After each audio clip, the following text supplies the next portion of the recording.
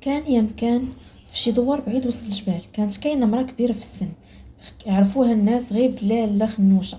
كانت ساكنه بوحدها في كوخ قديم، وما كتخرجش بزاف، غير تما كتحرك وسط الظلال بحال الشبح. ولكن الشي اللي كيدوخ هو انها عمرها ما كتشبع. كل نهار كطيب قدور كبار، حريره، كسكسو، الريب، حتى حلوه، اي حاجه طاحت لكم في بالكم. وكتاكل كلشي بوحدها وما كيبقى حتى ريحه. الناس بداو كيخافوا منها وكيقولوا الله ينجينا من جوع لاله خنوشه. في نهار مشؤوب طار الحمام الابيض من السما وبدا كيدور فوق دارها.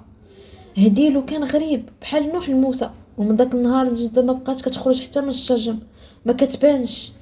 واحد النهار ولد صغير سميتو يونس ما قدرش يكبح فضولو، مشى حتى وصل للكوخ وسرح عينو من تقل الباب، وشاف منظر غادي يبقى محفور في عقله حتى يموت.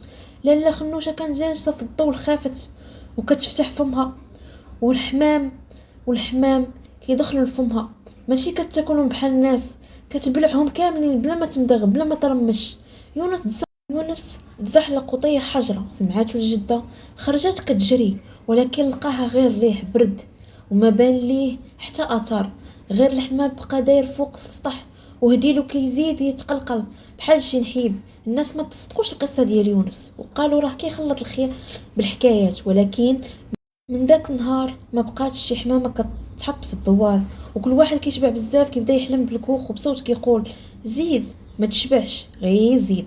وكاينين اللي فاش كفاقوا لقاو اثار جناح بيض حدا السرير، وهدي الخفيف كيتسمع من كرشنهم. لاله خنوشه ما بقاتش في الكوخ، ولات تسكن في كل قلب كيجوع بلا قرار، وكل فم ما كيعرفش يقول بركه. الا عجبك الفيديو ما تبخلش على اختك بجيم وبارطاج باش يوصلك كل جديد باذن الله.